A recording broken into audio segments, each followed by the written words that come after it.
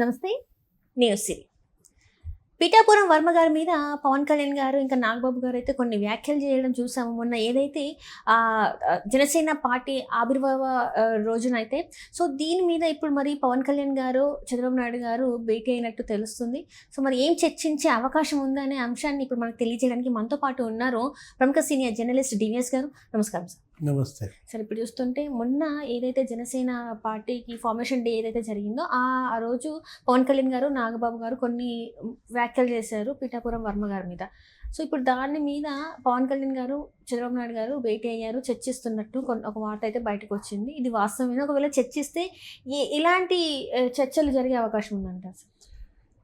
నిన్న క్యాబినెట్ భేటీ తర్వాత ముఖ్యమంత్రి ఉప ముఖ్యమంత్రి ఒక అరగంట సేపు ఏకాంతంగా సమావేశం కావటం, పవన్ కళ్యాణ్ గతంలో చంద్రబాబుతో భేటీ తర్వాత జరిగిన పరిణామాలపై సమీక్ష జరుగుతుంది. అది పొలిటికల్గా కావచ్చు, లేదు గవర్నమెంట్ ఓరియంటెడ్గా కావచ్చు. దీంట్లో ఈ ప్లీనరీ అంశం వచ్చిందని, ఆ ప్లీనరీకి సంబంధించినటువంటి ఆ వ్యాఖ్యలు ఎలా అయితే రెండు పార్టీల్లో దుమారం రేపాయో, అటు తెలుగుదేశం పార్టీ శ్రేణుల్లో కొంతమంది గాయపడటం, ఇటు వర్మ ఇష్యూ, అదే కాదు దీన్ని అడ్డం పెట్టుకుని అవతల వైఎస్ఆర్ కాంగ్రెస్ పార్టీ వీటిని అస్త్రాలుగా మార్చుకోవటం. అంటే ఇవాళ కూటమే శత్రువా, వీళ్ళే జగన్మోహన్ రెడ్డికి అస్త్రాలు ఇస్తున్నారా? అంటే జగన్మోహన్ రెడ్డి దీనికోసమే గోతికాడ గుంటనక్కలాగా కాచు కూర్చున్న నేపథ్యంలో ఎక్కడో చోట వీళ్ళు తప్పులు చేస్తారు, విడిపోతారు, దొరుకుతారు. నాకు మళ్ళా నేను ముఖ్యమంత్రి అవుతా 2.0 అనగానే దడుసు చేస్తున్నారు. జగన్మోహన్ రెడ్డి మళ్ళీ ముఖ్యమంత్రి అయితే ఏం దొరుకుద్ది?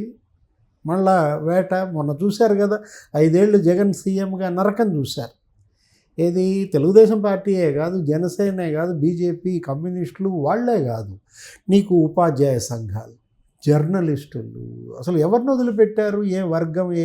ఒకవైపు భూ కబ్జాలు, లిక్కర్ మాఫియా అని, లేకపోతే ఇసుక మాఫియా అని, గంజాయి, అవసరమా మళ్ళా ఇంకో 2.0? వీళ్ళే అవకాశం కల్పిస్తున్నారా? ఎందుకంటే ప్లీనరీ ఆవిర్భావ దినోత్సవం జనసేన మీటింగ్లో పవన్ కళ్యాణ్ మాటల్లో ఏదో ఒక తూలినట్టుగా చూడాలి.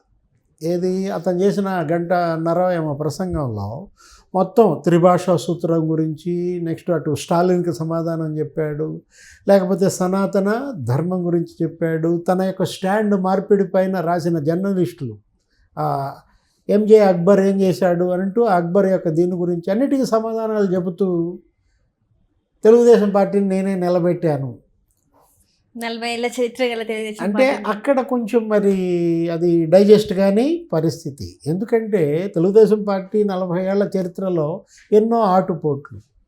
ఇప్పుడు సిపిఎంతో పొత్తు పెట్టుకుంది తెలుగుదేశం పార్టీ, బీజేపీతో పొత్తు పెట్టుకుంది. అంటే బీజేపీ నిలబెట్టినట్ట, లేకపోతే సిపిఎం నిలబెట్టినట్ట? టీఆర్ఎస్తో కూడా పొత్తు పెట్టుకుంది, కేసీఆర్ నేనే నిలబెట్టానంటాడా? పొత్తులు వేరు, నిలబెట్టడం వేరు. అది మాట తూలాడా, ఉద్దేశపూర్వకంగా అన్నాడా? ఎందుకంటే తను కొంత మరి పూర్తి అవగాహన లేకపోవడం రాజకీయాల పట్ల మనం చూసాం. ఇప్పుడు ఇవాళ ఎక్కడో దాకేందుకు మోడీ 3.0, ప్రధాని మోడీ ప్రభుత్వం ఇవాళ ఎవరి మీద ఆధారపడి ఉంది? టీడీపీ పైన ఆధారపడి ఉంది చాలా వరకు. తెలుగుదేశం పార్టీ, అక్కడ నితీష్ కుమార్. అవును సార్. మన కార్టూన్స్ కూడా చూసాం కదా, హ్యాండ్ స్టిక్స్ మురళి అటొక మోడీ అటొక చేతికర్ర ఇటొక చేతికర్ర పెట్టుకుని మన ఈ పార్టీ పేర్లే పెట్టారు. చంద్రబాబు నాయుడు గారిది ఇంకా నితీష్ కుమార్ గారిది పెట్టారు. ఒక చేతికర్రలో చంద్రబాబు బొమ్మ, ఇంకో చేతికర్రలో నితీష్ బొమ్మ. అంటే నితీష్ లేకపోతే చంద్రబాబు బీజేపీని మేమే నిలబెట్టామన్నారా? కానీ దాని అర్థం అట్లనే ఉంది కదా సార్. అంటే అనకూడదు కదా, నోటితో బయటకు రాకూడదు కదా. అది ఎవరో జర్నలిస్టులో లేకపోతే కార్టూనిస్టులో వాళ్ళు వేసుకుంటే అది వేరు. నితీష్ అన్నాడా మాట, లేకపోతే చంద్రబాబు అన్నాడా? ఎందుకంటే వాళ్ళకి తెలుసు, వాళ్ళు ఫుల్ టైం పొలిటీషియన్స్. ఇప్పటికీ పవన్ కళ్యాణ్ ఇంకా పార్ట్ టైం పొలిటీషియన్గానే ఆలోచిస్తున్నాడా, మాట్లాడుతున్నాడా అనిపించేలా ఆయన వ్యాఖ్యలు తెలుగుదేశాన్ని నేను నిలబెట్టాను అని, అది మాట తూలి ఉండొచ్చు. ఎందుకంటే 1 గంట సేపు ప్రసంగంలో మరి కానీ నాగబాబు వ్యాఖ్యలు నాగబాబు వ్యాఖ్యలు మాట తూలినట్టుగా మనం భావించడానికి వీల్లేదు. ఎందుకని అది ఉద్దేశపూర్వకంగానే మాట్లాడినట్టుగా అసందర్భంగా. అంటే పవన్ కళ్యాణ్ గారి గెలుపు వెనకాల వ్యక్తులు ఉన్నారు అని అనుకుంటున్నారు.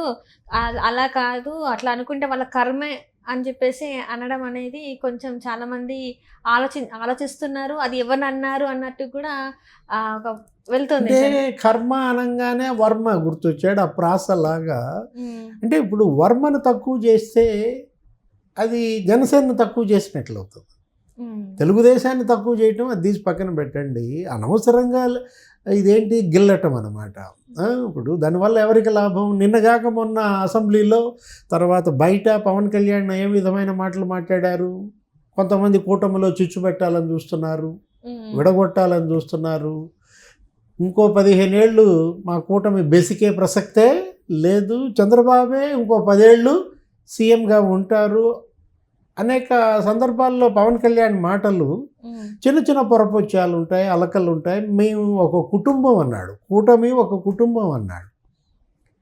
మరి కుటుంబంలో ఈ కర్మ ఏంటి? ఈ కర్మ సిద్ధాంతం ఏంటి? అంటే గతంలో వర్మ గారు కొన్ని వ్యాఖ్యలు చేశారు. ఏంటంటే లోకేష్ గారిని డిప్యూటీ సీఎం అన్నట్టుగా మాట్లాడడం జరిగింది. దానికి ఏమన్నా ఇది రివెంజ్ మాట్లాడుకోవచ్చా సార్? లేకపోతే ఏమైనా లింక్ ఉందన్న ఆలోచించవచ్చా? మనం చూడొచ్చు. అవన్నీ ఇప్పుడు ఏంటి, వర్మ ముందు అతనికి ఎమ్మెల్సీ ఇవ్వలేదు ఇంతవరకు. అవును సార్, అంటే ఫస్ట్ చెప్పింది మాట అది. ఆ రోజు అసలు ఎమ్మెల్సీలు అంటూ ఇవ్వటం జరిగితే ఫస్ట్ ఎమ్మెల్సీ అతనికే అనుకున్నది ఇంట్లో. మరి 5గురికి ఇచ్చినా ఆయనకి రాని పరిస్థితుల్లో అతను ఇంకా డిసిప్లిన్డ్ క్యాడర్గా ఏమన్నాడు, ఒక సుశిక్షితుడైన కార్యకర్తగా చంద్రబాబు లోకేషే నా భవిష్యత్తు, వాళ్ళతో పాటే నా ఇది అంటూ వాళ్ళు గీచిన గీత దాటనన్నాడు. అంత గురుభక్తి, లేకపోతే అంత పార్టీ పట్ల నిబద్ధత. వర్మ అతను బాధపడాలి. పుండు మీద కారం చల్లినట్టుగా ఒకవైపు ఎమ్మెల్సీ ఇవ్వలేదు, ఆయన నిజంగా బాధపడుతూ ఉండాలి. అది గాయపరిచినట్టు అనిపిస్తోంది నాగబాబు వ్యాఖ్యలు. అసందర్భమే కాదు, అప్రస్తుతం కూడా. అక్కడ సభ గెలుపు ఎందుకు అన్నది కాదు కదా. ఇప్పుడు జనసేన 100% స్ట్రైక్ రేటు, ఆ నిలబెట్టిన అన్ని స్థానాల్లో గెలిపించిన వాళ్ళకి కృతజ్ఞతలు చెప్పుకోవాల్సిన సందర్భం. ఇప్పుడు తెలుగుదేశం గెలిచింది, 136 సీట్లు ఏమో కొట్టారు. తెలుగుదేశం పార్టీ 136 సీట్లలో గెలుపు మాదని ఎవరన్నా అనుకుంటే అది మీ కర్మ. అంటే ఓట్లేసిన వాళ్ళు మరి అంతేనా సార్? అలా మాట్లాడుకుంటే ఇప్పుడు తెలుగుదేశం, జనసేన, బీజేపీ ఇవి 3 ఏకమయ్యాయి. ముగ్గురిని త్రిమూర్తులుగా భావించారు. మోడీ వచ్చి ఇక్కడ ప్రచారం చేశారు, అమిత్ షా చేశారు. ముగ్గురిని ఆదరించిన నేపథ్యంలో ఈ మ్యాండేట్ ఇది ఒకళ్ళ గెలుపు ఒకళ్ళది కాదని, ఒకళ్ళ గెలుపు ఇంకొకరిది కాదని ఆ వ్యాఖ్యలు అనవసరం. ఏదైనా నిన్న క్యాబినెట్ భేటీలో వాళ్ళిద్దరి మధ్య చర్చ అసలు దీని మీద జరిగిందా అనేది డౌట్. వాళ్ళ మధ్య చర్చ ఏంటి, ఎమ్మెల్సీ అయిపోయింది, నాగబాబు గారు ఎమ్మెల్సీగా వచ్చారు, మరి మంత్రివర్గంలోకి ఎప్పుడు తీసుకుంటారు అని అడిగారా? ఎందుకంటే మనం చూసాం, చంద్రబాబు ఒక లెటర్ ప్యాడ్ మీద ఆయన సంతకం పెట్టించారు. ఏమని, నాగబాబుని మేము మంత్రిగా తీసుకుంటామంటూ రాసి మరి ఆయన స్టాంప్ వేశారంటే తెలుగుదేశం హిస్టరీ కాదు, చంద్రబాబు డిక్షనరీలో అట్లా ఎవరికి హామీ ఇవ్వలేదు. ఇప్పుడు ఎమ్మెల్సీగా ఇవాళ నాగబాబు, మరి భవిష్యత్ మంత్రిగా అవుతున్న నేపథ్యంలో క్యాబినెట్ ఎక్స్పాన్షన్ ఎప్పుడు అని అడిగారా పవన్ కళ్యాణ్? రేపు ఉగాదికే నాగబాబు మంత్రిగా ప్రమాణం చేస్తారా? చూడాలి. ఇవన్నీ కూడా ఏం చర్చ జరిగింది ఏంటి. Right, thank you so much.